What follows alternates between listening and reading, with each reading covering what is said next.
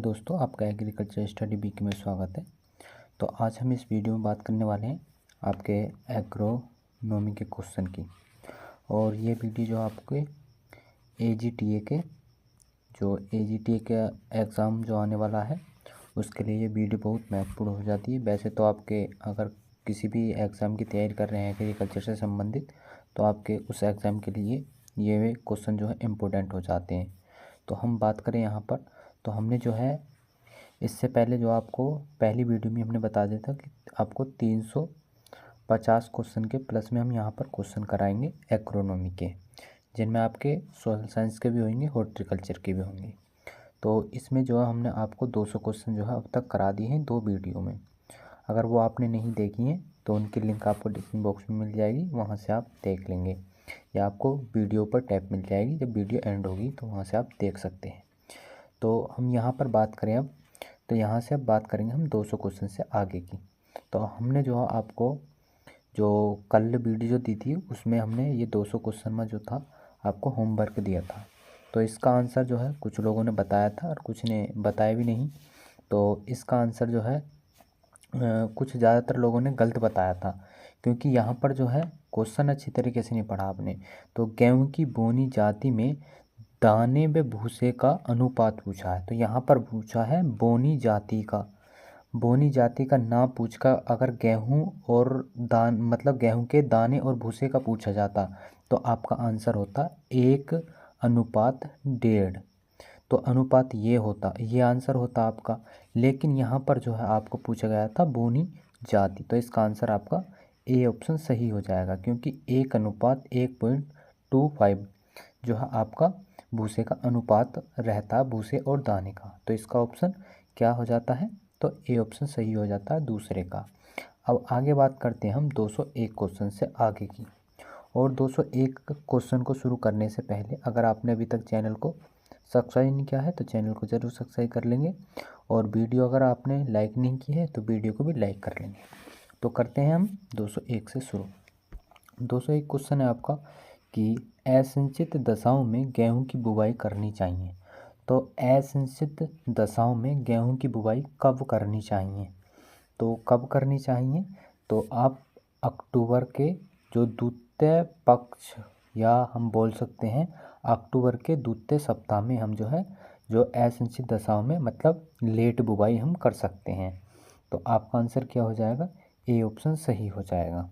अब आगे बात करें हम 201 क्वेश्चन की। 201 क्वेश्चन में हम बात करते हैं, तो 201 है प्रत्येक सिंचाई पर गेहूं की फसल को कितना गहरा पानी देना चाहिए। तो यहाँ पूछा गया है जो आपकी प्रत्येक सिंचाई दी जाती है गेहूं की फसल को, तो उसमें कितने जो है आपके पानी की गहराई देनी चाहिए, मतलब कितनी गहराई पर उसे पानी देना चाहिए। तो इसका आंसर आपका क्या हो जाता है, तो इसका आंसर हो जाता है 6 सेंटीमीटर पर पानी देना चाहिए। ऑप्शन नंबर जो है सी आंसर सही हो जाता है 202 का। आगे बात करते हैं हम 203 क्वेश्चन। 203 है कि उत्तर प्रदेश में कुल गेहूं के क्षेत्रफल में कितने प्रतिशत क्षेत्र पर बारानी खेती की जाती है। तो यहाँ पूछा हुआ है कि जो गेहूं का क्षेत्रफल है टोटल, उसमें से जो आपकी जो बारानी खेती की जाती है वो कितने प्रतिशत क्षेत्र पर की जाती है। तो वो आपकी की जाती है 15% क्षेत्र पर बारानी खेती की जाती है। तो यहाँ पर ऑप्शन जो आपका बी आंसर सही हो जाएगा 203 का। आगे बात करें 204 क्वेश्चन की। तो 204 क्वेश्चन आपका कि गेहूं की फसल को सबसे ज़्यादा हानि किस रोग के कारण होता है।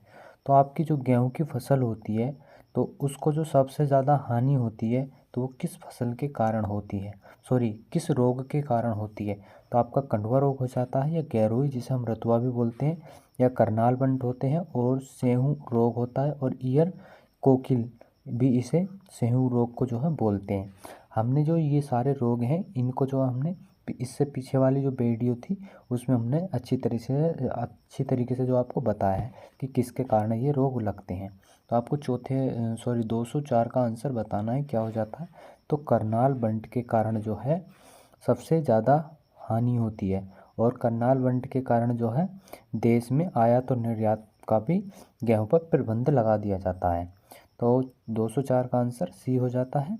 आगे बात करते हैं 205 क्वेश्चन। 205 है आपका कि 2,4-D एक है, तो 2,4-D जो आपका तो ये क्या हो जाता है, ये सूत्रकृमि है या खरपतवारनाशी है या कीटनाशी या फफूंदीनाशी, तो ये किस प्रकार का आपका हो जाता है, तो ये आपका हो जाता है, ये खरपतवारनाशी हो जाता है 2,4-D। चौड़ी पत्ती वाले जो खरपतवार होते हैं उनके नियंत्रण के लिए जो है आपका प्रयोग किया जाता है, किसका प्रयोग किया जाता है, तो आपके 2,4-D का प्रयोग करते हैं। तो 205 का आंसर क्या हो जाता है, बी ऑप्शन हो जाता है। आगे बात करते हैं हम 206 क्वेश्चन। 206 है कि निम्नलिखित में से कौन सा फफूंदीनाशक नहीं है, फफूंदीनाशी कौन नहीं है इनमें से, तो बीटाबेक्स है या बवस्टीन है या केप्टान है या लिंडेन है। तो यहाँ से बताना है कि फफूंदीनाशी कौन सा नहीं है, तो कौन सा नहीं है आपका फफूंदीनाशी, तो वो आपका लिंडेन हो जाता है। तो ये लिंडेन धूल होती है जो आपके दीमक के नियंत्रण के लिए प्रयोग की जाती है धान के फसल में, तो ये आपकी हो जाती है जो फफूंदीनाशक नहीं है। और आपकी बीटाबेक्स, बवस्टीन और केप्टान ये सब आपकी कैसे हो जाते हैं, ये फफूंदीनाशी हो जाते हैं। आगे बात करते हैं 207 की। 207 है ताराबड़ी किस फसल की प्रजाति है, जो ताराबड़ी है वो किस फसल की प्रजाति हो जाती है, गेहूं की है, धान की है, ज्वार की है या मक्का की है, तो किसकी प्रजाति हो जाती है, ताराबड़ी। तो ताराबड़ी जो है किसकी हो जाती है, तो ये आपकी धान की फसल धान की जो है ये आपकी प्रजाति हो जाती है। ऑप्शन बी हो जाता है आंसर 207 का। आगे बात करें हम 208 क्वेश्चन की। 208 है कि अधिक वर्षा वाले क्षेत्र में धान की पौध तैयार करने के लिए कौन सी विधि अपनाई जाती है, मतलब जहाँ पर अधिक वर्षा होती है वहाँ पर हम धान की फसल मतलब धान की पौध उगाएं तो वहाँ पर कौन सी विधि अपनाई जाएगी, तो कौन सी विधि अपनाई जाएगी, तो वहाँ पर शुष्क विधि अपनाई जाती है। तो ऑप्शन नंबर बी आंसर यहाँ पर सही हो जाएगा आपका 208 का। आगे बात करें हम आपके 209 क्वेश्चन की। 209 क्वेश्चन है आपका कि 1 हेक्टेयर नर्सरी से धान के कितने क्षेत्रफल की रोपाई की जा सकती है, तो 1 हेक्टेयर अगर नर्सरी हम तैयार करते हैं तो उससे धान के कितने जो है क्षेत्रफल की रोपाई कर सकते हैं, तो 15 हेक्टेयर की जो है आपकी रोपाई कर सकते हैं 1 हेक्टेयर नर्सरी से। तो ऑप्शन नंबर बी हो जाता है यहाँ पर आपका 209 का सही। आगे बात करते हैं हम 210 क्वेश्चन। 210 है कि धान की बुवाई के लिए किस महीने में नर्सरी डालते हैं, या नर्सरी जो है हम तैयार करते हैं धान की बुवाई के लिए, तो धान की बुवाई के लिए जो हम प्रयोग करते हैं आपकी, तो वो करते हैं हम जून के माह में जो है हम धान की नर्सरी की बुवाई कर देते हैं। तो और वो जो है आपकी 21 से जो 25 दिन के बीच में जो है वो तैयार हो जाती है, उसे एक स्थान से दूसरे स्थान पर रोपने के लिए तैयार हो जाती है। तो ऑप्शन यहाँ पर बी आंसर हो जाता है 210 का। आगे बात करें 211 क्वेश्चन की। 211 है कि धान में खरपतवार नष्ट करने के लिए यंत्र प्रयोग करते हैं जो कल्लों की संख्याओं को बढ़ाता है, तो धान में जो आपके खरपतवार लगते हैं उन खरपतवारों को नष्ट करने के लिए किस यंत्र का प्रयोग करते हैं जिनसे कल्लों की संख्या बढ़ती है, तो किसका प्रयोग करते हैं हम, तो वो करते हैं आपके पेडी बीडर का प्रयोग करते हैं। पेडी बीडर होता है उससे जो है खरपतवारों को नष्ट किया जाता है और उससे जो है आपके जो कल्लों की संख्या होती है, जो धान के कल्ले होते हैं उनकी संख्याओं में वृद्धि होती है।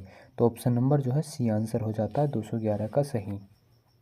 212 की बात करें, धान की रोपाई करते समय पानी जो है कितना होना चाहिए, तो कितने सेंटीमीटर पानी होना चाहिए धान की रोपाई करते समय, तो इसमें आपका 2 से 3 सेंटीमीटर पानी होना चाहिए जब धान की रोपाई की जाए। तो ऑप्शन ए हो जाता है 212 का सही। आगे बात करते हैं 213 क्वेश्चन। 213 क्वेश्चन है कि धान की फसल पर रोपाई करने की दशा में एक स्थान पर कितने पौधे रोपे जाते हैं, तो धान की जो रोपाई की जाती है उस दशा में एक स्थान पर जो है कितने पौधे रोपे जाते हैं, तो कितने पौधे रोपे जाते हैं, तो आपके रोपे जाते हैं 2 से 3 पौधे। ऑप्शन नंबर ए सही हो जाता है यहाँ पर। आगे बात करते हैं 214 क्वेश्चन। 214 आपको ट्राइकोग्रामा चिलोनिस का प्रयोग किस कीट के नियंत्रण के लिए किया जाता है? जो आपका ट्राइकोग्रामा होता है, जो चिलोनिस का जो प्रयोग करते हैं हम, तो किस कीट के नियंत्रण के लिए हम प्रयोग करते हैं? तो किस कीट के लिए हम प्रयोग करते हैं? तो वो करते हैं हम आपके धान का तना छेदक जो आपका कीट होता है, इसके नियंत्रण के लिए ट्राइकोग्रामा चिलोनिस का प्रयोग करते हैं। तो ऑप्शन नंबर बी हो जाता है 214 का सही। आगे बात करते हैं 215 क्वेश्चन। 215 क्वेश्चन है आपका कि धान में झोंका रोग जिसे ब्लस्ट के नियंत्रण के लिए किस रसायन का प्रयोग या छिड़काव करते हैं? तो धान के झोंका रोग के लिए किसका प्रयोग करेंगे? तो हम करते हैं डाइथेन जो M45 होता है, इसका प्रयोग जो है हम धान के झोंका रोग के लिए करते हैं। तो ऑप्शन नंबर जो है आपका ए सही हो जाता है 215 का आपका आंसर। आगे बात करते हैं हम 216 क्वेश्चन। 216 है कि सोयाबीन किस कुल से संबंधित है? तो सोयाबीन की हम यहाँ पर बात करते हैं, तो सोयाबीन के बारे में हम यहाँ पर अच्छी तरीके से बात करेंगे। यहाँ पर हम सोयाबीन की बात करते हैं, तो सोयाबीन का हम पहले आपका यहाँ देख लेते हैं सोयाबीन का वैज्ञानिक नाम क्या होता है। तो इसका वैज्ञानिक नाम होता है ग्लाइसिन मैक्स। क्या होता है? ग्लाइसिन जो मैक्स होता है, इसका वैज्ञानिक नाम होता है आपका सोयाबीन का। और इसके कुल की बात करें तो आपसे कुल बात हो जाता है इसका लेग्यूमिनेसी जो है आपका, इसका कुल हो जाता है, या फेबरेसी, तो इसका कुल हो जाता है। आगे बात करते हैं हम इसमें गुणसूत्रों की संख्या कितनी होती है? तो इसमें गुणसूत्र जो होते हैं 40 गुणसूत्र होते हैं। बात करें इसका उत्पत्ति स्थान क्या हो जाता है? तो इसका उत्पत्ति स्थान चीन हो जाता है। और इसके पुष्पक्रम की बात करें हम, तो पुष्पक्रम क्या हो जाता है इसका? तो पुष्पक्रम हो जाता है आपका इसका रेशीम जो है आपका पुष्पक्रम हो जाता है। और इसके परागण की बात करें हम, तो परागण कैसा होता है? इसमें स्वयं परागण होता है। क्या? स्वयं परागण होता है, स्वयं परागण होता है। और इसके अंकुरण की बात करें तो इसका अंकुरण जो होता है तो ऊपरी भूमिक होता है, मतलब जो इसके जो बीज होते हैं वो ऊपरी भूमिक होते हैं, मतलब जो बीज का अंकुरण होता है तो ऊपरी भूमिक हो जाता है, और जिसे हम भूमिपरिक भी कहते हैं। और यहाँ से हम इतना ही रहने देते हैं और आगे बात करेंगे हम। तो यहाँ पर जो है आपका 216 का आंसर क्या हो जाता है? तो इसका आंसर हो जाएगा फेबरेसी, या ऑप्शन में आपको लेग्यूमिनेसी मिल जाए तो वो भी आपका आंसर सही होगा। बात करते हैं आगे 217 क्वेश्चन। सोयाबीन का जन्म स्थान कौन सा हो जाता है? तो आपका यहाँ पर बताएंगे तो क्या हो जाता है? तो हमने आपको बताया था अभी, तो चीन इसका जन्म स्थान हो जाता है। आगे बात करें हम, सोयाबीन की जो बीज दर होती है वो कितनी होती है? तो सोयाबीन की जो बीज दर होती है आपकी, तो बीज दर जो होती है, तो इसका आंसर जल्दी दें आप, क्या हो जाएगा 216 का? तो सॉरी 218 का आंसर क्या हो जाता है? तो आपका आंसर हो जाता है 75 किलोग्राम जो है इसकी बीज दर हो जाती है। और कहीं कहीं आपको जो है अगर पूछ ली जाए, अगेती पूछ ली जाए, तो आपकी 70 से कितनी होती है? 80 किलोग्राम। अगर फिक्स पूछी जाए तो 75 किलोग्राम होगी। अगर अगेती पूछ लिया जाए तो 70 से 80। अगर पछेती पूछ ली जाए तो आपकी हो जाती है 100 से 120 किलोग्राम प्रति हेक्टेयर के हिसाब से डाली जाती है पछेती। तो आपका यहाँ से अगर पूछ ली जाए, अगर इस तरह से जिस तरह से अब क्वेश्चन में पूछी गई है सोयाबीन की बीज दर प्रति हेक्टेयर कितनी होती है, तो 75 किलोग्राम। अगर पूछ ली जाए आपसे कि अगेती बुवाई करनी है तो कितनी डाली जाएगी, तो 70 से 80, और पछेती 100 से 120 डाली जाती है। और आगे बात करते हैं आपके 219 क्वेश्चन की। 219 क्वेश्चन है कि सोयाबीन के बीज को राइबोसोम कल्चर से उपचारित करने के लिए किस जीवाणु का प्रयोग किया जाता है? तो किस जीवाणु का प्रयोग किया जाता है? तो आपके राइबोसोम जापोनिकम का जो है प्रयोग किया जाता है सोयाबीन के जो राइबोसोम कल्चर से उपचारित करने के लिए। तो ऑप्शन बी आंसर हो जाता है 219 का। आगे बात करें हम, सोयाबीन का सबसे अधिक हानिकारक जो पहुंचाने वाला रोग है वो कौन सा हो जाता है? तो सबसे अधिक जो हानि पहुंचाता है वो कौन सा रोग हो जाएगा आपका? तो वो हो जाता है पीला मोजेक रोग। कौन सा हो जाता है? पीला मोज़ेक रोग जो है सोयाबीन में सबसे अधिक हानि पहुंचाता है। तो आगे बात करते हैं हम आपके, तो यहाँ पर आंसर बी हो जाता है सही इसका। आगे बात करते हैं हम आपका प्रश्न नंबर 221 है, राई या लाहा में गुणसूत्रों की संख्या कितनी होती है? आपसे बोले इंडियन मस्टर्ड या बेसिलिका फ्यूंसिया, तो इसका जो है गुणसूत्रों की संख्या कितनी हो जाती है इसमें? तो आपकी जो है 36 गुणसूत्र हो जाते हैं। जो आपका इंडियन मस्टर्ड होता है उसमें 26 गुणसूत्र होते हैं, 36 गुणसूत्र होते हैं। तो ऑप्शन बी हो जाता है यहाँ पर 221 का आपका सही। आगे बात करें, सरसों जो कि इंडिका रेपा बेसिलिका कंपोजिटी में जो गुणसूत्र की संख्या होती है वो कितनी गुणसूत्रों की संख्या होती है? तो इसमें आपकी होती है 20 गुणसूत्रों की संख्या होती है। तो ऑप्शन नंबर जो है बी आंसर सही हो जाता है आपका। आगे बात करें हम 223 क्वेश्चन है आपका, बरूणा जिसे T59, पूसा अग्रणी, उर्वशी, पूसा गोल्ड, सीता किस फसल की प्रजातियां हैं? तो ये किस फसल की प्रजातियां हो जाएंगी? तो ये आपकी हो जाती हैं राई और लाहा की प्रजातियां हो जाती हैं, और एग्ज़ाम में इस तरह के ज़्यादातर क्वेश्चन पूछ लिए जाते हैं। तो ऑप्शन बी आंसर सही हो जाता है। आगे बात करते हैं 224 क्वेश्चन।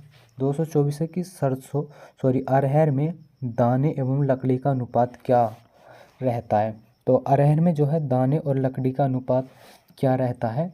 तो इसमें रहता है आपका 1:7। तो 1 जो है आपका दाने का और 7 जो रहता है वो आपके लकड़ी का रहता है। तो ऑप्शन नंबर ए आंसर सही हो जाएगा। बात करते हैं 225 क्वेश्चन, तो मालवीय चमत्कार 13 किस फसल की प्रजाति है? जो मालवीय चमत्कार 13 हो जाती है तो ये किसकी प्रजाति हो जाती है? तो ये आपकी हो जाती है अरहर की प्रजाति हो जाती है। ऑप्शन नंबर ए आंसर सही हो जाता है 225 का।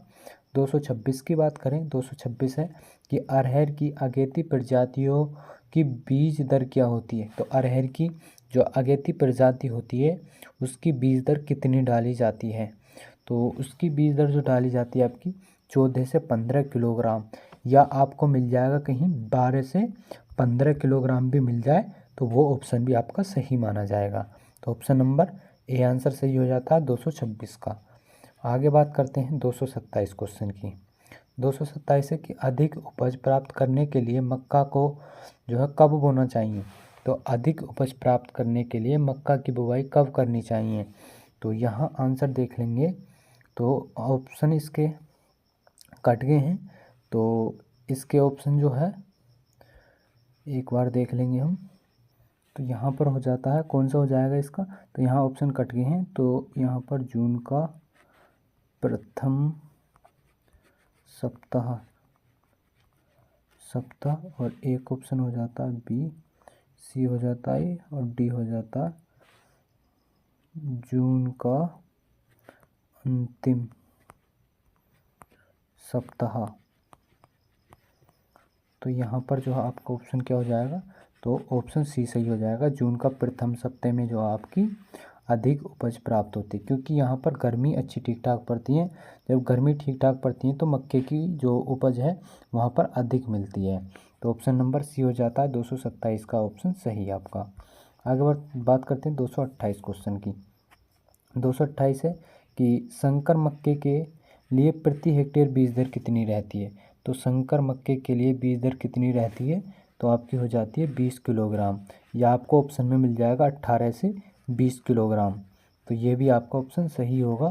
तो इसके बीच में भी आपसे पूछा जाता है तो ये भी सही हो जाता है, ऑप्शन नंबर सी सही है यहाँ पर। आगे बात करते हैं 229 क्वेश्चन। 229 है मक्का के बीजों को कूण में कितनी गहराई पर बोना चाहिए? तो मक्के को जो कूण में जो है कितनी गहराई पर बोना चाहिए? तो 4 से 5 सेंटीमीटर जो है आपकी गहराई पर बीज को बोना चाहिए। ऑप्शन 229 का सही। आगे बात करते हैं 230 क्वेश्चन की। 230 क्वेश्चन है आपका कि मक्के का पादप अंतराल रखते हैं जिससे 67,000 के पौधे जो है लगभग प्रति हेक्टेयर में लग जाते हैं। तो 67,000 जो हो पौधे मक्के के आपके लग जाते हैं 1 हेक्टेयर में। तो हम किस अंतराल से जो है इसकी बुवाई करेंगे? तो किस अंतराल से करेंगे? तो हम 60 × 25 मतलब लाइन से लाइन दूरी 60 और पंक्ति से पंक्ति आपकी 25, तो हो जाती है यहाँ पर आपका ऑप्शन नंबर ए सही हो जाएगा। 231 की बात करें, रबी मक्का के लिए सर्वोत्तम जो संकुल प्रजाति है वो कौन सी हो जाती है? तो रबी मक्का के लिए कौन सी प्रजाति हो जाती है आपकी संकुल प्रजाति? तो ये हो जाती है आपकी मंजरी जो है, ये आपकी संकुल प्रजाति होती है जो रबी के मौसम में उगाई जाती है। तो ऑप्शन नंबर ए आंसर हो जाता है 231 का आपका सही। आगे बात करें हम 232 क्वेश्चन, मक्के की कौन सी सिंगल क्रॉस संकर प्रजाति है? तो यहाँ पर बतानी है आपको सिंगल क्रॉस संकर प्रजाति मक्के की कौन सी हो जाएगी आपकी? तो ये हो जाती है JH 1121 जो आपकी जो सिंगल क्रॉस संकर प्रजाति हो जाती है। ऑप्शन ए सही है यहाँ पर। बात करें 233, और ये इम्पोर्टेंट क्वेश्चन हो जाता है, ये एग्जाम में पूछ लिया जाता है। मक्के के बीज वर्धन हेतु पृथक्करण दूरी कितनी रखी जाती है? तो मक्के का अगर हमें बीज उत्पादन करना है तो उसकी पृथक्करण दूरी कितनी रखेंगे? तो कितनी दूरी रखेंगे? तो इसमें रखी जाती है आपकी 400 मीटर। 400 मीटर जो है दूरी रखी जाती है। ऑप्शन नंबर ए आंसर हो जाता है 233 का सही है आपका। आगे बात करते हैं 234 क्वेश्चन। 234 है कि भारत में कौन सी फसल का सर्वाधिक क्षेत्रफल है? तो किस फसल का जो है भारत में सर्वाधिक क्षेत्रफल हो जाता है? तो किसका हो जाएगा? तो वो धान का सर्वाधिक क्षेत्रफल हो जाएगा। अगर उत्पादन पूछ लिया जाए तो आपका गेहूँ हो जाएगा। तो ऑप्शन नंबर इस टाइम आपका बी ऑप्शन सही हो जाता है 234 का। 235 की बात करें, उत्तर प्रदेश में किस मंडल में बाजरे की खेती सर्वाधिक होती है? तो उत्तर प्रदेश में बताना है आपको कि किस मंडल में जो है बाजरे की खेती जो है सबसे अधिक होती है। तो वो आगरा मंडल में जो है आपकी बाजरे की खेती सबसे अधिक होती है। और ये क्वेश्चन भी आपका इम्पोर्टेंट हो जाता है, ये एग्ज़ाम में पूछ लिया जाता है। आगे बात करते हैं हम 236 क्वेश्चन की। 236 क्वेश्चन आपका, बाजरा एवं ज्वार की कूंडों में जो है कितनी गहराई पर बोना चाहिए? बाजरा और ज्वार को अगर हम कूंड से बुवाई करते हैं तो उसको जो है बीज को कितनी गहराई पर डाला जाएगा? तो बीज को कितनी गहराई पर डाला जाएगा? तो 3 से 4 सेंटीमीटर की गहराई पर डाला जाएगा। ऑप्शन ए हो जाता है यहाँ पर सही आपका। अब बात करते हैं 237। 237 है कि ज्वार का वानस्पतिक नाम क्या हो जाता है? तो जल्दी बताएंगे आप। तो ज्वार का वानस्पतिक नाम, तो हम यहाँ से आपको बात करते हैं GMH किसका होता है? तो मक्के का होता है, मक्का का वैज्ञानिक नाम होता है। और सोग्रम बाइकलर, तो ये ज्वार का होता है। तो यहाँ पर जो है हम ऑप्शन नंबर ए हो जाता है सही आपका 237 का। आगे बात करते हैं हम 238 क्वेश्चन। तो 238 है, CSB 13 और CSB 15 किस फसल की प्रजाति हो जाती हैं? तो ये किसकी प्रजाति हो जाती हैं? तो ये आपकी प्रजाति हो जाती हैं, ज्वार की प्रजाति हो जाती हैं। तो ये 238 का ए ऑप्शन सही है। आगे बात करते हैं हम 239। 239 है, बाजरे की पौध तैयार करने के लिए 1 हेक्टेयर के लिए कितने क्षेत्रफल की क्यारी नर्सरी होनी चाहिए? अगर हम बाजरे की नर्सरी तैयार करते हैं, अगर नर्सरी के द्वारा हम बुवाई करते हैं तो जो है 1 हेक्टेयर के लिए कितने क्षेत्रफल की क्यारी की आवश्यकता होगी बाजरे के लिए? तो कितने की आवश्यकता होगी? तो ये होगी आपकी 500 वर्ग मीटर की आवश्यकता होगी। ऑप्शन नंबर बी आंसर सही हो जाता 239 का। 240 की बात करें, ज्वार बाजरा में खरपतवार नियंत्रण हेतु एट्राजीन जो तृणनाभि का प्रयोग करते हैं, तो जो तृणनाभि होती है एट्राजीन ज्वार और बाजरे में, तो कब प्रयोग करते हैं हम एट्राजीन का? तो एट्राजीन को जब प्रयोग करते हैं अंकुरण से पूर्व, मतलब बुवाई कर देने के बाद, अगर जब तक फसल जम के नहीं आए, मतलब अंकुरण ना कर पाए, उससे पहले एट्राजीन का नियंत्रण मतलब हम जो प्रयोग कर देते हैं खरपतवार नियंत्रण के लिए। तो ऑप्शन ए हो जाता है सही 240 का। 241 की बात करें, अर्गट रोग लगता है, तो अर्गट रोग किस में लगता है? तो आपको बाजरे की फसल में जो है अर्गट रोग लगता है। तो अर्गट वैसे तो आपका ज्वार में भी लगता है, लेकिन ऑप्शन नंबर यहाँ पर सी सही हो जाएगा। तो दोनों ये सही हो जाते हैं। आगे बात करें हम 242 क्वेश्चन। 242 की बात करें, सद्भावना तथा सूर्य किस फसल की प्रजाति हैं? तो सद्भावना और सूर्य जो आपकी ये प्रजातियां हैं वो किस फसल की हो जाती हैं? तो ये आपकी हो जाती हैं चने की, जो है ये दोनों प्रजातियां हो जाती हैं, सद्भावना और सूर्या।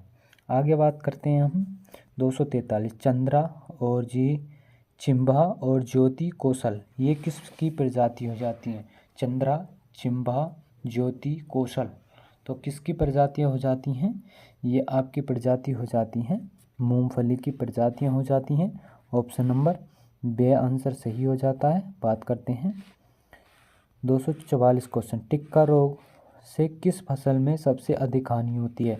तो आपकी मूंगफली में जो है सबसे अधिक हानि होती है टिक्का रोग से। तो ऑप्शन नंबर ए आंसर सही हो जाता है 244 का। 245 की बात करें, 245 क्वेश्चन है आपका कि उच्च रक्तचाप व हृदय रोगी के लिए लाभदायक जो लिनोलिक अम्ल होता है वो किसमें सर्वाधिक पाया जाता है? तो किसमें सर्वाधिक पाया जाता है आपका? तो सूरजमुखी में सबसे अधिक पाया जाता है लिनोलिक अम्ल आपका, जो हृदय रोगी के लिए बहुत लाभदायक रहता है। ये ऑप्शन नंबर जो है आपका सी सही हो जाता है। अगर यहाँ पर ऑप्शन आपको कुसुम मिल जाता, कौन सा? कुसुम मिल जाता, तो आप उसे सही करते पहले नंबर पर, क्योंकि सबसे ज़्यादा जो है बेनिफिट जो देता है कुसुम का तेल देता है, उसके बाद आपका सूरजमुखी आती है। तो आगे बात करते हैं 246 क्वेश्चन, 246 की भारतवर्ष में सर्वाधिक उगाई जाने वाली कपास की प्रजाति कौन सी है? मतलब प्रजाति या वर्ग कौन सा हो जाता है जो भारत में सर्वाधिक जो क्षेत्रफल पर उगाई जाती है? तो सबसे ज़्यादा जो उगाई जाती है आपकी हिर्सुटम जो है उगाई जाती है, और कितने परसेंट पर? ये जो है आपके 87% क्षेत्र पर जो है ये उगाई जाती है आपकी ये प्रजाति। तो आगे बात करते हैं हम 247 क्वेश्चन, कपास का प्रति हेक्टेयर उत्पादन किस प्रांत में सबसे अधिक होता है? तो कपास का सबसे ज़्यादा जो उत्पादन होता है वो किस प्रांत में, किस राज्य में होता है? तो किस में होता है आपका? तो सबसे अधिक उत्पादन होता है आपका पंजाब में। उत्पादन पूछा है यहाँ पर, तो ऑप्शन डी हो जाता है सही, और ये अपडेट भी होते रहते हैं, एक बार देख लेंगे इसे। 248 की बात करें, कपास की खेती के लिए उपयुक्त वर्षा कितनी होनी चाहिए? तो कपास की खेती के लिए उपयुक्त वर्षा कितनी होनी चाहिए?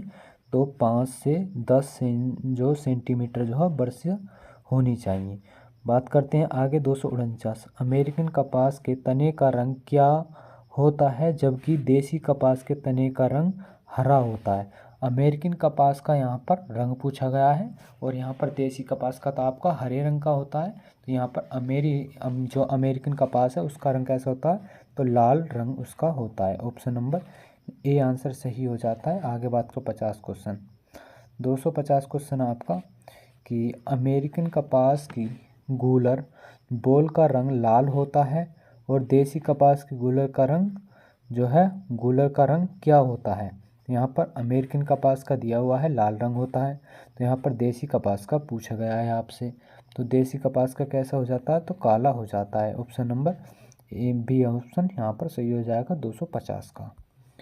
आगे बात करते हैं 251 क्वेश्चन, 251 क्वेश्चन है कि देसी कपास के पौधे सीधे बढ़ने वाले व कम फैलने वाले होते हैं। जो आपकी देसी कपास होती है उसके पौधे सीधे बढ़ने वाले और कम फैलने वाले होते हैं, जबकि अमेरिकन कपास के पौधे कैसे होते हैं? तो अमेरिकन कपास के पौधे किस टाइप के होते हैं? तो वो झाड़ी नुमा होते हैं। ऑप्शन नंबर ए हो जाता है सही यहाँ पर 251 का। 252 की बात करें, अमेरिकन कपास की रेशे की लंबाई देसी कपास की अपेक्षा होती है। जो आपका अमेरिकन कपास जो होती है उसके रेशे की लंबाई जो है देसी कपास की अपेक्षा जो है मतलब कम होती है, अधिक होती है, बराबर होती है, उपरोक्त में से सभी होती है। तो किस प्रकार की होती है? तो वो आपकी होती है अधिक लंबी होती है आपकी अमेरिकन कपास की जो है रेशे की लंबाई जो है देसी कपास की अपेक्षा। तो इस देसी कपास की अपेक्षा अमेरिकन कपास की जो है अपेक्षा जो है रेशे की लंबाई अधिक होती है। तो यहाँ पर ऑप्शन बी हो जाता है आपका 252 का। 253 की बात करें, 253 है कि अच्छे गुण वाले कपास में काउंट्स की संख्या होती है। तो अच्छी गुणवत्ता वाली कपास में काउंट की संख्या क्या होती है, काउंटेंस बोल सकते हैं या काउंट्स बोल सकते हैं, उसकी संख्या जो है कितनी होती है। तो उसकी संख्या कितनी हो जाती है, तो हो जाती है 50 से अधिक। ऑप्शन नंबर सी हो जाता है 253 का। आगे बात करते हैं 254 क्वेश्चन। 254 की कपास में रुई और बिनोले के अनुपात को क्या कहते हैं। तो कपास में जो है आपके रुई और बिनोले के अनुपात को क्या कहते हैं, तो उसे बोलते हैं हम जीनिंग प्रतिशत। क्या बोलते हैं, जीनिंग प्रतिशत बोलते हैं कपास के रुई और बिनोले के अनुपात को। ऑप्शन नंबर बी आंसर यहाँ पर सही हो जाता है। 255 की बात करें तो 255 है आपका क्वेश्चन कि कपास में क्या है, कपास में फूल और गूलर झड़ने को की रोकने के लिए किसका प्रयोग करते हैं। तो कपास में जो फूल और गूलर झड़ने लगते हैं उसके रोकथाम के लिए किसका प्रयोग करते हैं, तो किसका प्रयोग करते हैं, तो प्लेनोफिक्स का जो है प्रयोग करते हैं फूल और गूलर जो है झड़ने से रोकने के लिए। तो ऑप्शन नंबर ए हो जाता है 255 का सही। 256 की बात करें, 256 क्वेश्चन है आपका कि कपास में वानस्पतिक वृद्धि रोकने एवं गूलर का आकार बढ़ाने के लिए किसका प्रयोग किया जाता है। जो कपास में वानस्पतिक वृद्धि होती है और गूलर का आकार बढ़ाने के लिए किसका प्रयोग किया जाता है, तो वनस्पति वृद्धि रोकने के लिए और आपका गूलर का जो है आकार बढ़ाने के लिए किसका प्रयोग किया जाता है, तो इसमें प्रयोग करते हैं आपका जो साइकोसील होता है इसका प्रयोग करते हैं इसके वृद्धि को रोकने के लिए और गूलर का आकार बढ़ाने के लिए। तो ऑप्शन ए हो जाता है 256 का सही। 257 की बात करें, 257 क्वेश्चन आपका कपास के रेशे पर गांठों के असमान वितरित दूरी के कारण उत्पन्न दोषों को क्या कहते हैं। तो कपास के जो रेशे पर गांठें होती हैं, जो असमान वितरित दूरियां होती हैं, उनके जो उत्पन्न दोष होते हैं उन्हें क्या कहते हैं, तो उन्हें कहते हैं आपका क्या बोला जाता है, तो नेपिनेस कहा जाता है। क्या, नेपिनेस। ऑप्शन ए सही हो जाता है। 258 कपास के रेशे का उत्तम रंग क्या होना चाहिए। तो अगर आपका कपास का रेशा अच्छा गुणवत्ता वाला होना चाहिए तो उसका रंग कैसा होना चाहिए, तो चमकीला सफ़ेद होना चाहिए। ऑप्शन ए सही हो जाता है आपका 258 का। बात कर रहे हैं 259 क्वेश्चन की, कपास के कीटों में सबसे भयंकर दुश्मन जो कीट लगता है वो कौन सा होता है। तो सबसे अधिक जो कपास की फसल में नुकसान पहुंचाता है वो कीट कौन सा हो जाता है आपका, तो वो कीट हो जाता है आपका क्या हो जाता है, तो ये हो जाता है आपका कपास की गुलाबी सुंडी या कीट बोल सकते हैं हम, ये सबसे अधिक नुकसान पहुंचाता है कपास की फसल में। तो ऑप्शन ए हो जाता है 259 का सही। आगे बात करते हैं 260 क्वेश्चन, आलू की अगेती और पछेती झुलता के नियंत्रण के लिए किसका प्रयोग करेंगे। तो यहाँ पर डाइथेन M45 का भी प्रयोग करेंगे और डाइथेन Z78 का भी प्रयोग कर सकते हैं। मेटा जो आपका सिलॉक्स है इसका भी हम प्रयोग कर सकते हैं। तो उपरोक्त यहाँ पर सही आपका डी हो जाता है। आगे बात करें 261 क्वेश्चन की, 261 क्वेश्चन है कि कोल्ड स्टोरेज में आलू के अंकुरण एवं सिकुड़न पर मिठास रोकने के लिए किस रसायन का छिड़काव करते हैं। जो हम कोल्ड स्टोर में आलू को भंडारित करते हैं तो उसमें जो अंकुरण और सिकुड़ने और मिठास रोकने के लिए किस रसायन का प्रयोग करते हैं, तो इसमें हम करते हैं CIPC का, इस रसायन का हम प्रयोग करते हैं इन्हें रोकने के लिए। तो ऑप्शन ए हो जाता है 261 क्वेश्चन का आपका सही। आगे बात करते हैं आलू के भंडारण के लिए शीतगृह का तापमान होना चाहिए। तो आलू का जब हम भंडारण करते हैं शीतगृह में तो उसका जो है तापमान कितना होना चाहिए, तो उसका तापमान आपका 1 डिग्री से 2.5 सेंटीग्रेड डिग्री तक होना चाहिए। ऑप्शन नंबर ए हो जाता है सही यहाँ पर 262 का। 263 की बात करें, आलू का मोजेक रोग किसके कारण होता है। तो आलू का मोजेक रोग होता है आपका विषाणु के कारण, मतलब वायरस के कारण होता है आपका आलू का मोजेक रोग। तो 263 का आपका सी आंसर हो जाता है। 264 की बात करें, उपकार जो है, उपकार कहाँ से जो है स्थित है, तो उपकार कहाँ पर स्थित है, तो ये कहाँ पर हो जाएगा उपकार, तो ये आपका उपकार हो जाता है लखनऊ में स्थित।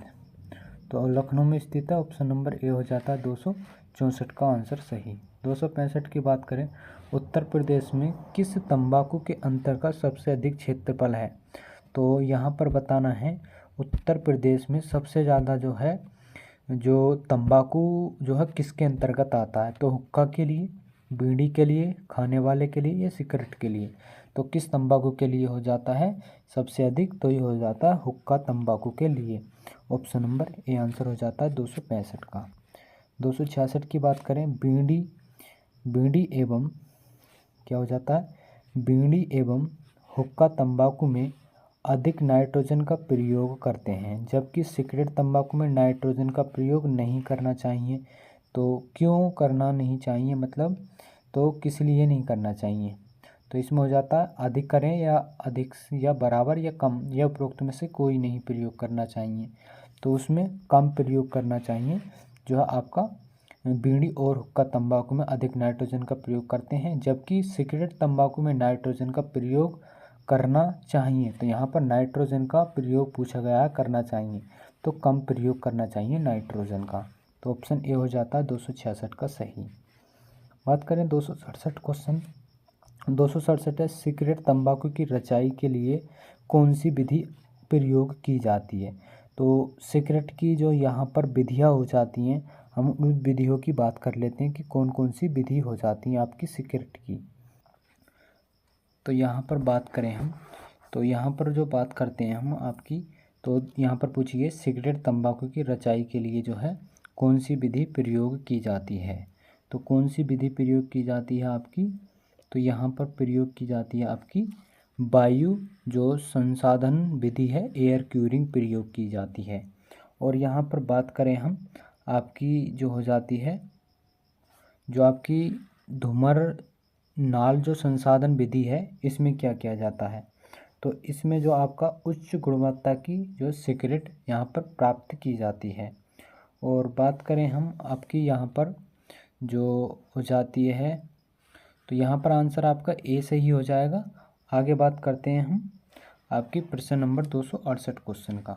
तो 68 क्वेश्चन है आपका कि किले खनिज के अंतर्गत किले हैं, तो किले जो आपकी खनिज हो जाते हैं उसके अंतर्गत कौन आता है, तो कौन से खनिज आते हैं उसके अंतर्गत, आपके कौन से आते हैं जल्दी बताएंगे। 268 का आंसर क्या हो जाता है, तो इसमें आ जाता है कि ओलिनाइट भी आ जाएगा किले खनिजों के अंतर्गत, और इलाइट भी आ जाता है, और मोरिलोनाइट भी आ जाता है। तो उपरोक्त यहाँ पर ये तीनों सही हैं, तो ऑप्शन नंबर आपका डी सही हो जाएगा। जो किले खनिज होते हैं उनके अंतर्गत ये केओलिनाइट भी आ जाता है, इलाइट भी, और मोलिलोनाइट भी आ जाता है। आगे बात करते हैं 269 क्वेश्चन, आग्नेय चट्टानें हैं, तो आग्नेय चट्टानें हैं, तो आग्नेय चट्टानें किस प्रकार के हैं, तो ग्रेनाइट भी हो जाते हैं आपके आग्नेय चट्टानें, रायोलाइट भी हो जाते हैं, बेसाल्ट भी हो जाते हैं, तो उपरोक्त सभी हो जाते हैं। ये आपके आग्नेय चट्टाने के ये सारे उदाहरण होते हैं, ग्रेनाइट भी, रायोलाइट भी, बेसाल्ट भी। तो ऑप्शन नंबर यहाँ पर डी सही हो जाएगा। यहाँ से जो आपकी जो सोयल साइंस है, जो आपकी सोयल साइंस नहीं सॉरी जो आपकी मृदा विज्ञान है, उससे जो है ये आपके क्वेश्चन शुरू हो जाते हैं। तो अब आगे बात करते हैं 270 क्वेश्चन की। 270 क्वेश्चन आपका जो रूपांतरित चट्टानें हो जाते हैं, तो रूपांतरित चट्टानें कौन कौन से हो जाते हैं उनके नाम बताने हैं यहाँ पर। तो रूपांतरित चट्टानें कौन कौन से हो जाते हैं, क्वांट्स जो हो जाता है ये रूपांतरित चट्टाना है, और स्लेट जो होते हैं आपके ये भी रूपांतरित चट्टानें, संगमरमर जो होते हैं आपके ये भी रूपांतरित चट्टानें। तो ऑप्शन नंबर यहाँ पर डी सही हो जाता है 270 का भी आपका। अब बात करते हैं यहाँ पर 271 क्वेश्चन। 71 क्वेश्चन में पूछा गया प्राथमिक खनिज जो है चट्टानें कौन से हो जाते हैं आपके, तो प्राथमिक खनिज चट्टानें कौन से हो जाते हैं, तो आपके क्वांट्स भी हो जाते हैं, आर्थोक्लेस भी हो जाते हैं, बायोटाइल भी हो जाते हैं। तो ये आपके प्राथमिक चट्टानें हो जाते हैं। ऑप्शन नंबर यहाँ पर डी सही हो जाता है 271 का। बात करते हैं 272 क्वेश्चन। यहाँ पर पूछा गया है कि द्वितीय खनिज कौन से हो जाते हैं। तो डोलोमाइट भी आपका द्वितीय खनिज है, जिप्सम भी आपका द्वितीय खनिज है, केओलीसाइट भी आपका द्वितीय खनिज है। तो ऑप्शन नंबर यहाँ पर डी यहाँ पर सही हो जाता है, उपरोक्त सभी। बात करते हैं 273, मृदा की सबसे ऊपरी सतह कौन सी होती है। तो मृदा की सबसे ऊपरी सतह कौन सी होती है, और एग्जाम में पूछा जाता है इस तरह का क्वेश्चन, और एग्ज़ाम में इस तरह के क्वेश्चन ज़रूर पूछे जाएंगे। अगर आपने ये वीडियो लाइक नहीं की है तो इस वीडियो को लाइक ज़रूर कर देंगे। अगर आपने अभी तक चैनल को सब्सक्राइब नहीं किया है, चैनल को भी ज़रूर सब्सक्राइब कर लेंगे, क्योंकि आपको इसी चैनल पर इसी तरह की वीडियो मिलेंगी, एकदम अच्छा कंटेंट मिलेगा। तो आप यहाँ जुड़ते रहिए। तो दीजिए इस क्वेश्चन का आंसर क्या हो जाता है, जल्दी बताएंगे आप। तो मृदा की सबसे ऊपरी सतह कौन सी हो जाती है। तो आपकी सबसे ऊपरी सतह जो है असंततः होती है। कौन सी, असंततः। जो असंततः होती है यह आपकी सबसे ऊपरी सतह हो जाती है, ऑप्शन ये हो जाता है यहाँ पर। आगे बात करें 274 क्वेश्चन। 274 के पौधे की जड़ों द्वारा उपयोग किए जाने वाला जल कौन सा हो जाता है। तो जो पौधों के द्वारा, जो जड़ के द्वारा जल उपयोग किया जाता है वो कौन सा हो जाता है आपका जल। तो कौन सा हो जाता है, तो वो आपका हो जाता है केशिके जल, जिसे कैपिलरी वाटर बोला जाता है। ऑप्शन नंबर बी सही हो जाता है यहाँ पर आपका 274 का। 275 की बात करें, काली मृदा का रंग किस पदार्थ के कारण जो है काला होता है। तो काली जो मृदा होती है उसका जो काला रंग होता है वो किसके कारण हो जाता है। तो किसके कारण होता है, तो आयरन ऑक्साइड के कारण काला रंग हो जाता है काली मृदा का। ऑप्शन ए सही हो जाता है आपका 275 क्वेश्चन का। आगे बात करें 276 क्वेश्चन की। 276 की, उत्तर प्रदेश में सबसे अधिक किस प्रकार की मृदाएं पाई जाती हैं। तो उत्तर प्रदेश में सबसे अधिक आपकी जलोढ़ मृदाएं पाई जाती हैं उत्तर प्रदेश में। ऑप्शन नंबर 276 का आपका सी हो जाता है।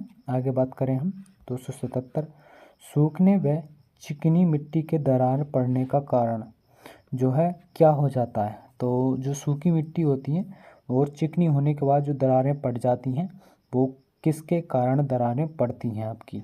तो किसके कारण पड़ती हैं, जो संसंजन बल जो होता है उसके कारण जो चिकनी मृदा होती है उसमें दरारें पड़ जाती हैं सूखने के बाद। तो ऑप्शन ए आंसर सही हो जाता है 277 का। बात करें 278 क्वेश्चन। 278 है कि बलुई मृदा में रंध्रावकाश 30 से 35% होते हैं, जबकि चिकनी मृदाओं में रंध्रावकाश कितने होते हैं। तो यहाँ पर बताया गया है जो बलुई मृदा होती है उनमें जो रंध्रावकाश होता है उनमें 30 से 35% होता है। तो बताना है जो चिकनी मृदाएं होती हैं उनमें जो आपका रंध्रावकाश होता है वो कितना होता है। तो कितना होता है उसमें, तो आपका 55 से 60% जो आपकी चिकनी मृदा या काली मृदा होती हैं या क्ले सोइल्स होती हैं उनमें आपका 55 से 60% जो है रंध्रावकाश पाया जाता है। तो ऑप्शन बी हो जाता है सही 278 का। 279 की बात करें, 279 की कंटूर कृषि कितने प्रतिशत ढलान तक की जा सकती है। तो जो कंटूर खेती या कृषि जो की जाती है वो कितने प्रतिशत ढलान पर की जा सकती है। तो वो 30% ढलान पर की जा सकती है।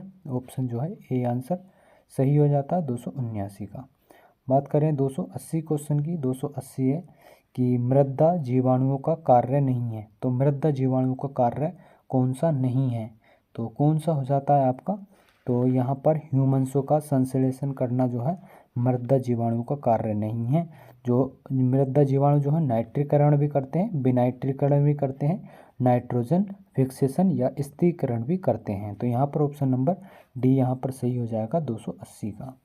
आगे बात करते हैं 281 क्वेश्चन। 281 है कि किस तत्व की अधिकता से मृदा कणों का जो बिखराव होता है वो किसके कारण होता है। जो मृदा में जो है कौन सा तत्व है जिसके अधिकता के कारण मृदाओं का बिखराव होना जो है शुरू हो जाता है या बिखराव हो जाता है। तो किसके कारण, सोडियम के कारण। ऑप्शन नंबर ए आंसर सही हो जाएगा 281 का। 282 की बात करें कि टिकाऊ भूमि या टिकाऊ कृषि उपज प्राप्त की जाती है। तो टिकाऊ जो आपकी उपज है किससे प्राप्त की जाती है? तो अधिक संसाधनों से, अधिक अनुदान से, या अधिक तकनीकी सहायता से, या अधिक उत्पादन मूल्य से। तो टिकाऊ कृषि उपज किससे प्राप्त की जाती है? तो ये की जाती है आपकी अधिक तकनीकी सहायताओं के द्वारा। ऑप्शन नंबर सी यहाँ पर सही हो जाएगा 282 का आपका। आगे बात करते हैं हम 283 क्वेश्चन। 283 है कि निम्नलिखित में से कौन सी खेती की पद्धति नहीं है? तो यहाँ पर बताना है आपको खेती की पद्धति कौन सी नहीं है। तो खेती की पद्धति कौन सी नहीं हो जाती है आपकी? तो यहाँ पर जो शुष्क खेती है ये आपकी खेती की पद्धति नहीं है, ये एक खेती का प्रकार हो जाता है। जो आपकी राजकीय खेती है ये आपकी खेती की पद्धति है, सामूहिक खेती भी आपकी खेती की पद्धति है, और सहकारी खेती भी आपकी खेती की पद्धति है। लेकिन यहाँ पर जो शुष्क खेती दी हुई है ये खेती का एक प्रकार हो जाता है। तो ऑप्शन यहाँ पर डी आंसर सही हो जाएगा आपका 283 का। आगे बात करते हैं हम 284 question. Nature and property of soil पुस्तक के लेखक कौन है? जो नेचर एंड जो प्रॉपर्टीज़ है ऑफ सोयल्स, उस पुस्तक के लेखक कौन हो जाते हैं? तो उसके लेखक हो जाते हैं आपके एन.सी. ब्रेडी। कौन? एन.सी. ब्रेडी इसके लेखक हो जाते हैं nature and property of soils. तो ऑप्शन नंबर ए सही हो जाता है। बात करते हैं 285। मृदा सूक्ष्म जीव सर्वाधिक क्रियाशील होते हैं। तो कितने तापमान पर जो आपके मृदा सूक्ष्म जीव हैं वो क्रियाशील होते हैं? तो वो कितने पर हो जाते हैं? तो 34 से 36 सेंटीग्रेड तापमान पर जो है आपके जो मृदा में सूक्ष्म जीव हो जाते हैं वो आपके सर्वाधिक क्रियाशील हो जाते हैं। तो ऑप्शन बी आंसर हो जाता है 285 का। 286 की बात करें, 286 है कि बैंगन की फसल के लिए उपयुक्त खरपतवारनाशी रसायन है। तो बैंगन की फसल के लिए किस खरपतवारनाशी का प्रयोग करेंगे? तो इसमें पेडे मेथिलीन का प्रयोग करते हैं। ऑप्शन नंबर जो है ए सही हो जाता है 286 का। 287 है कि चपाती वाले गेहूं में गुणसूत्रों की संख्या। तो यहाँ पर बताना आपका जो चपाती वाला गेहूं है उसमें गुणसूत्रों की संख्या कितनी होती है?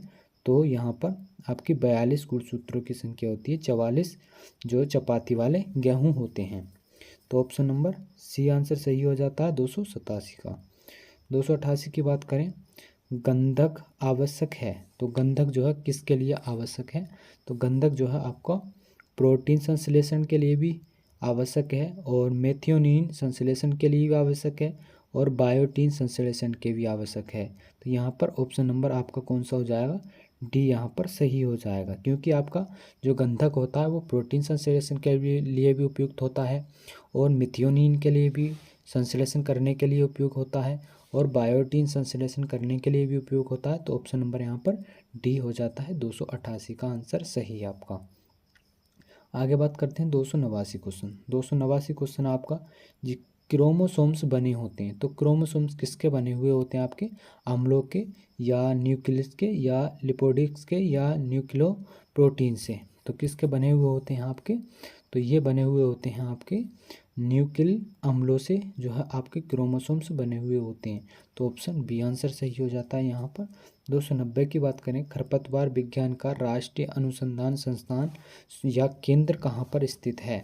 जो खरपतवार विज्ञान है आपका, जो बीड साइंस है, उसका जो राष्ट्रीय अनुसंधान केंद्र है वो कहाँ पर स्थित है? तो ये आपका भोपाल में स्थित है। ऑप्शन नंबर ए आंसर सही हो जाता है यहाँ पर। आगे बात करें 291 क्वेश्चन। 291 की लखनऊ 49 एक प्रसिद्ध किस्म है। तो किसकी हो जाती है? ये अमरूद की एक प्रचलित किस्म हो जाती है जो लखनऊ 49 हो जाती है, और इसकी प्रजाति अन्य भी होती हैं, इलाहाबाद सफ़ेदा भी होता है। तो ये आपकी प्रजाति हो जाती है। बात करते हैं 292, आम की नियमित फल देने की किस्म कौन सी हो जाती है? जो आम की नियमित फल जो देती है, मतलब एक साल फल देती है, एक साल नहीं देती, तो वो कौन सी प्रजाति हो जाती है? तो वो आपकी अम्रपाली हो जाती है। कौन सी? Amrapali. Option number D answer सही हो जाएगा 292 का। 293 क्वेश्चन की बात करें, सेब फल के बगीचे में सर्वाधिक हानि किस रोग के कारण होती है? जो सेब फल हैं उनके बगीचे में जो है सर्वाधिक हानि किस रोग के कारण होती है? तो किस रोग के कारण सबसे अधिक होती है? तो आपके एप्पल जो स्क्रैब होता है, इस रोग के कारण जो सेब के बगीचे में जो है सर्वाधिक हानि होती है। ऑप्शन नंबर बी हो जाता है 293 का आपका सही। आगे बात करें 294 क्वेश्चन। 294 की कैल्शियम कार्बाइड रसायन निम्न में से कौन सी गैस निकालता है। जो आपका कैल्शियम कार्बाइड है वो कौन सी गैस निकालता है, तो वो कौन सी गैस निकालता है आपका, तो वो निकालता है आपका एसीटोन होता है, इस गैस को निकालता है आपका एसीटिलोन को, ये निकालता है कैल्शियम कार्बोनेट रसायन। तो ऑप्शन नंबर ए सही हो जाता है आपका 294 का। 295 की बात करें, 295 की नवीनतम जो रिलीज CSR जो 43 प्रजाति है वो किसकी प्रजाति हो जाती है, तो वो किसकी प्रजाति हो जाती है, वो आपकी चावल की प्रजाति हो जाती है। ऑप्शन नंबर से सही यहाँ पर हो जाएगा सी आपका। आगे बात करते हैं 296 क्वेश्चन। ऊसर मृदा सुधारक के लिए किसका प्रयोग किया जाता है। जो ऊसर मृदा होती है तो उसके सुधार के लिए किसका प्रयोग किया जाता है, या ऊसर की जगह क्षारीय भी पूछ लिया जाए, क्षारीय मृदा पूछ लिया जाता है तो उसके लिए भी आपका किसका प्रयोग करते हैं, जिप्सम का प्रयोग करते हैं उसे सुधारने के लिए। तो ऑप्शन आपका बी यहाँ पर सही हो जाएगा 296 का। 297 क्वेश्चन की बात करें, भारत में ऑपरेशन फ्लड कार्यक्रम के जनक के रूप में जाना जाता है। जो ऑपरेशन फ्लड कार्यक्रम है उसके जनक जो है किसे माना जाता है, तो उनको माना जाता है आपका डॉक्टर वर्गीस कुरियन को, डॉक्टर वर्गीस कुरियन को। तो इन्होंने 1970 में जो है आपका क्या चलाया था, तो ये आपका ऑपरेशन चलाया था ऑपरेशन फ्लड कार्यक्रम, किसके लिए, दूध में वृद्धि करने के लिए, किसमें, दूध में वृद्धि करने के लिए इस कार्यक्रम को चलाया था डॉक्टर वर्गीस कुरियन ने। आगे बात करें 298 क्वेश्चन। 298 की विश्व की दूध की रानी उपमा किस बकरी नस्ल को प्रदान करती है। तो विश्व की दूध की रानी जो उपमा जो है किस बकरी की नस्ल को प्रदान करती है, तो किसको प्रदान करती है, तो ये करती है आपकी सानेन, या विश्व में जो दूध की रानी है वो सानेन आपकी बकरी है। ऑप्शन नंबर ए आंसर ये हो जाता है 298 का। बात करते हैं 299 क्वेश्चन की। तो 299 राष्ट्रीय कृषि अनुसंधान प्रबंधन अकादमी कहाँ स्थित है। तो जो राष्ट्रीय कृषि अनुसंधान प्रबंधन अकादमी है ये कहाँ पर स्थित है, तो ये कहाँ पर स्थित हो जाता है, ये आपका हैदराबाद में स्थित है। ऑप्शन नंबर सी आंसर सही हो जाता है 299 का। अब बात करेंगे हम 300 क्वेश्चन का। इस वीडियो का ये लास्ट क्वेश्चन है और इससे आगे के क्वेश्चन की बात हम अगली वीडियो में करेंगे।